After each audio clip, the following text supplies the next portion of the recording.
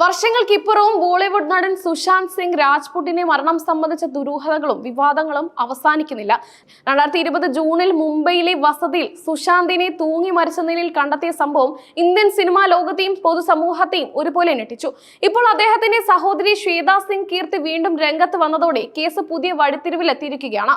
മരണം ആത്മഹത്യയല്ല, കൊലപാതകമാണെന്ന് ആരോപിച്ചാണ് ശ്വേതയുടെ പുതിയ വെളിപ്പെടുത്തലുകൾ. അടുത്തിടെ മാധ്യമ പ്രവർത്തകൻ ശുഭാകർ മിശ്രയുമായുള്ള അഭിമുഖത്തിലാണ് ശ്വേത സിംഗ് കീർത്തി ഞെട്ടിക്കുന്ന ചില കാര്യങ്ങൾ തുറന്നു പറഞ്ഞത്. സുശാന്തിന്റെ മരണം ഒരു കൊലപാതകമാണെന്ന് താൻ വിശ്വസിക്കാനുള്ള ചില അസാധാരണ കാരണങ്ങളാണ് അവർ പ്രധാനമായും ചൂണ്ടിക്കാട്ടിയത്. ഔദ്യോഗിക അന്വേഷണ ഏജൻസികളുടെ കണ്ടെത്തലുകൾ തൃപ്തികരമല്ലെന്നും അവർ അഭിപ്രായപ്പെട്ടു. സുശാന്തിന്റെ കൊലപാതകത്തെക്കുറിച്ച് ശ്വേതയെ സമീപിച്ചത് രണ്ട് അതീന്ദ്രിയ ശക്തികൾ ഉള്ളവർ ആണെന്നതാണ് ഏറ്റവും കൗതുകകരമായ വെളിപ്പെടുത്തൽ. എന്നെ സമീപിച്ചവരിൽ ഒരാൾ US-ലെ സൈക്കിക് ആയിരുന്നു. ഞാൻ ആരാണെന്നോ എന്റെ സഹോദരൻ ആരാണെന്നോ അവർക്ക് അറിയില്ല. അവർ അമേരിക്കക്കാരിയാണ്. അവർ പറയുന്നത് അദ്ദേഹത്തെ കൊലപ്പെടുത്തിയതാണ്. രണ്ടുപേർ വന്നിരുന്നു എന്നാണ് ശ്വേത പറഞ്ഞു. US-ൽ നിന്നുള്ള സൈക്കിക് പറഞ്ഞ കാര്യങ്ങൾ അതേപടി മുംബൈയിൽ നിന്നുള്ള മറ്റൊരു സൈക്കിക് ആവർത്തിച്ചതാണ് ശ്വേതയുടെ സംശയം ഇരട്ടിയാക്കാൻ കാരണം. മുംബൈയിലെ മറ്റൊരു സൈക്കിക് എന്നെ സമീപിച്ചു. അവരെക്കുറിച്ച് എനിക്ക് ഒന്നും അറിയില്ലായിരുന്നു. എന്നിട്ടും അവർ ആദ്യത്തെയാൾ പറഞ്ഞ അതേ കാര്യങ്ങൾ തന്നെ ആവർത്തിച്ചു. ഇത് രണ്ടും എങ്ങനെ കണക്ട് ആകും? രണ്ടുപേർ വന്ന് കൊലപ്പെടുത്തിയതെന്നാണ് ഇരുവരും പറഞ്ഞത്. ശ്വേത കൂട്ടിച്ചേർത്തു. അതായത് സുശാന്തിന്റെ മരണത്തിൽ ദുരൂഹതയുണ്ടെന്ന് തന്നോട് സംസാരിച്ച രണ്ട് സ്വതന്ത്ര വ്യക്തികൾ ഒരേ അഭിപ്രായം പങ്കുവെച്ചെന്ന് അവർ വാദിക്കുന്നു. സാഹചര്യങ്ങൾ കണക്കിലെടുത്താൽ സുശാന്ത് ആത്മഹത്യ ചെയ്തുവെന്ന പ്രാഥമിക നിഗമനം അസാധ്യമാണെന്ന് ശ്വേത ശക്തമായി ചോദ്യം ചെയ്തു. തന്റെ വാദങ്ങൾക്ക് ഉപോത്ബലകമായി അവർ ചില ഭൗതിക തെളിവുകളും സാഹചര്യങ്ങളും ചൂണ്ടിക്കാട്ടി. ഇത് കേസിന്റെ നിർണായകമായ ചോദ്യചിഹ്നങ്ങളായി വീണ്ടും ഉയർത്തിക്കൊണ്ടിരിക്കുകയാണ്. ആത്മഹത്യക്ക് സാധ്യതയില്ലെന്ന് ശ്വേത വാദിക്കുന്നതിന്റെ പ്രധാന കാരണം റൂമിലെ ഫാനും കട്ടിലും തമ്മിലുള്ള അകലമാണ്. ആത്മഹത്യ എങ്ങനെ സാധ്യമാകും? ഫാനും കട്ടിലും തമ്മിൽ ഒരാൾക്ക് കാൽ തൂക്കിയിടാൻ പോലുമുള്ള മതിയായ അകലമില്ലായിരുന്നു. അവിടെ സ്ഥലം ഉണ്ടായിരുന്നില്ല. ശ്വേത സിംഗ് പറഞ്ഞു. ഒരാൾക്ക് തൂങ്ങാൻ ആവശ്യമായ ഉയരം ആ മുറിയിൽ ഉണ്ടായിരുന്നില്ലെന്നാണ് അവരുടെ വാദം. ആത്മഹത്യ ചെയ്യാൻ ഒരാൾ സ്റ്റൂൾ പോലുള്ള വസ്തുക്കൾ ഉപയോഗിക്കുമല്ലോ, എന്നാൽ അവിടെ സ്റ്റൂൾ പോലുള്ള ഒന്നും ഉണ്ടായിരുന്നില്ലെന്ന് ശ്വേത പറയുന്നു. ഇതിനേക്കാൾ പ്രധാനമായി അവർ ചൂണ്ടിക്കാണിക്കുന്നത് സുശാന്തിന്റെ കഴുത്തിലെ പാടാണ്. കൂടാതെ സുശാന്തിന്റെ കഴുത്തിലെ പാട് ഷോളിന്റെ പാട് പോലെയല്ല, ഉപയോഗിച്ച വസ്ത്രത്തിന്റെ അടയാളമല്ല, അത് നേർത്ത ഒരു ചങ്ങലയുടെ അടയാളം പോലെയാണ്. ശ്വേത സിംഗ് പറഞ്ഞു. കഴുത്തിലെ ഈ പാടുകൾ കൊലപാതകത്തിന്റെ സൂചനകളാണെന്ന സംശയമാണ് അവർ ഉയർത്തുന്നത്.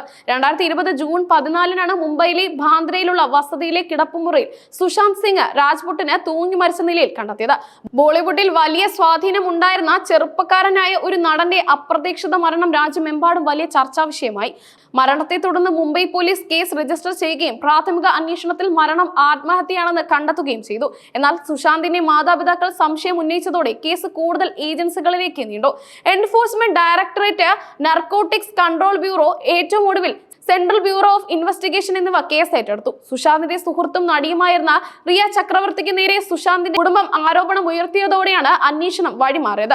ലഹരി ഉപയോഗവുമായി ബന്ധപ്പെട്ട കേസിൽ പിന്നീട് റിയ ചക്രവർത്തി NCBയുടെ കസ്റ്റഡിയിലാവുകയും 27 ദിവസം ജയിൽവാസം അനുഭവിക്കുകയും ചെയ്തു. സുശാന്തിന്റെ മരണത്തിന് ഏതാനും ദിവസങ്ങൾ മുമ്പ് അദ്ദേഹത്തിന്റെ മുൻ മാനേജറായിരുന്ന ദിശ സാലിന്റെ മരണം സംഭവിച്ചിരുന്നു. ഈ രണ്ട് മരണങ്ങൾ തമ്മിൽ ബന്ധമുണ്ടെന്ന തരത്തിൽ ആരോപണങ്ങൾ ഉയർന്നിരുന്നു. ഇതും കേസിന്റെ ദുരൂഹത വർദ്ധിപ്പിക്കാൻ കാരണമായി. നിരവധി ഏജൻസികൾ നീണ്ട അന്വേഷണത്തിന് ശേഷം CBI സമർപ്പിച്ച അന്തിമ റിപ്പോർട്ടാണ് കേസിന്റെ ഔദ്യോഗിക നിലപാട്. സുശാന്തിന്റെ മരണത്തിൽ ദുരൂഹതയില്ലെന്നും മരണം ആത്മഹത്യയാണെന്നുമായിരുന്നു CBIയുടെ കണ്ടെത്തൽ. സുഹൃത്തായിരുന്ന നടി റിയ ചക്രവർത്തിക്ക് മരണത്തിൽ പങ്കുള്ളതായി കണ്ടെത്താനായില്ലെന്നും റിപ്പോർട്ടിൽ വ്യക്തമാക്കുന്നു. എല്ലാ ഏജൻസികളും കൊലപാതകത്തിന്റെ സാധ്യതകൾ തള്ളിക്കളഞ്ഞു. സുശാന്ത് വിഷാദ രോഗത്തിന് ചികിത്സ തേടിയിരുന്നുവെന്നും റിയ ചക്രവർത്തിയോ മറ്റാരെങ്കിലുമോ അദ്ദേഹത്തെ ഭീഷണിപ്പെടുത്തുകയോ ആത്മഹത്യക്ക് പ്രേരിപ്പിക്കുകയോ ചെയ്തതിന് തെളിവില്ലെന്നും CBI റിപ്പോർട്ടിൽ പറയുന്നു. സുശാന്ത് റിയയെ കുടുംബ അംഗമായാണ് കണ്ടിരുന്നതെന്നും റിപ്പോർട്ട് കൂട്ടിച്ചേർത്തു. എന്നാൽ CBIയുടെ റിപ്പോർട്ട് സുശാന്തിന്റെ കുടുംബം തള്ളിക്കളയുകയായിരുന്നു. സുശാന്ത് ആത്മഹത്യ ചെയ്യില്ലെന്നും കൊലപാതക സാധ്യതകൾ കൂടുതൽ അന്വേഷിക്കണമെന്നും അവർ ആവശ്യപ്പെട്ടു. ഈ നിലപാടാണ് ശ്വേതയുടെ പുതിയ പ്രസ്താവനകളിലൂടെ വീണ്ടും ഉറപ്പിക്കുന്നത്. സൈക്കിക്കുകൾ നടത്തിയ വെളിപ്പെടുത്തലുകൾ ഒരു സാധാരണ അന്വേഷണത്തിന്റെ ഭാഗമായി കണക്കാക്കാനാകില്ല. എന്നിരുന്നാലും തന്റെ സഹോദരന്റെ മരണത്തിലെ ദുരൂഹത സംബന്ധിച്ച ആശങ്കകൾ പൊതുജനശ്രദ്ധയിൽ കൊണ്ടുവരാൻ ഈ പ്രസ്താവനകൾ ശ്വേതയെ സഹായിക്കുന്നുണ്ട്. ഔദ്യോഗിക അന്വേഷണം തൃപ്തികരമല്ലാത്ത സാഹചര്യത്തിൽ കുടുംബാംഗങ്ങൾക്ക് മറ്റ് വഴികൾ തേടാൻ നിർബന്ധിതരാകുന്നതിന്റെ സൂചനയാണിത്. സുശാന്തിന്റെ മരണത്തെക്കുറിച്ച് സോഷ്യൽ മീഡിയയിലും പൊതുസമൂഹത്തിലും ഇപ്പോഴും വലിയ ചർച്ചകൾ നടക്കുന്നുണ്ട്. ജസ്റ്റിസ് ഫോർ SSR എന്ന ഹാഷ്ടാഗുകൾ ഇപ്പോഴും സജീവമാണ്. ശ്വേതയുടെ പുതിയ വെളിപ്പെടുത്തലുകൾ ഈ ചർച്ചകൾക്ക് വീണ്ടും ചൂടേകുകയും അന്വേഷണ ഏജൻസികളുടെ റിപ്പോർട്ടുകളോടുള്ള അതൃപ്തി വർദ്ധിപ്പിക്കുകയും ചെയ്തിട്ടുണ്ട്. CBIയുടെ അന്തിമ റിപ്പോർട്ട് തള്ളിക്കളഞ്ഞ സാഹചര്യത്തിൽ കുടുംബം നിയമപരമായ തുടർ നടപടികൾക്ക് സാധ്യതയുണ്ടോ എന്ന ചോദ്യം ഉയരുന്നുണ്ട്. ശാസ്ത്രീയമായ തെളിവുകളുടെ അടിസ്ഥാനത്തിൽ കേസ് വീണ്ടും തുറക്കാൻ കഴിയുന്ന പുതിയ വസ്തുതകൾ കോടതിയുടെ ശ്രദ്ധയിൽ കൊണ്ടുവരാൻ ശ്വേതയുടെ വാദങ്ങൾക്ക് കഴിയുമോ എന്ന് കാത്തിരുന്ന് കാണേണ്ടിയിരിക്കുന്നു.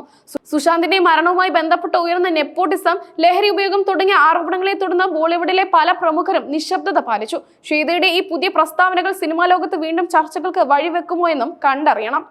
സുശാന്ത് സിംഗ് രാജ്പുട്ടിന്റെ മരണം ആത്മഹത്യയാണോ കൊലപാതകമാണോ എന്ന ചോദ്യത്തിന് 4 വർഷമായിട്ടും ഒരു വ്യക്തമായ ഉത്തരം ലഭിച്ചിട്ടില്ല. ഔദ്യോഗിക റിപ്പോർട്ടുകൾ ഒരു വഴിക്ക് നീങ്ങുമ്പോൾ കുടുംബത്തിന്റെ വൈകാരികമായ എതിർപ്പും സംശയങ്ങളും ഈ ദുരന്ത കഥയുടെ ക്ലൈമാക്സ് എപ്പോഴും നീട്ടിക്കൊണ്ടു പോകുന്നു. ശ്വേതയുടെ ഈ പുതിയ വാദങ്ങൾ കേസിന്റെ ഭാവിയിൽ നിർണായകമായ ഒരു സ്വാധീനം ചെലുത്തുമോ എന്ന് കണ്ടറിയേണ്ടിയിരിക്കുന്നു.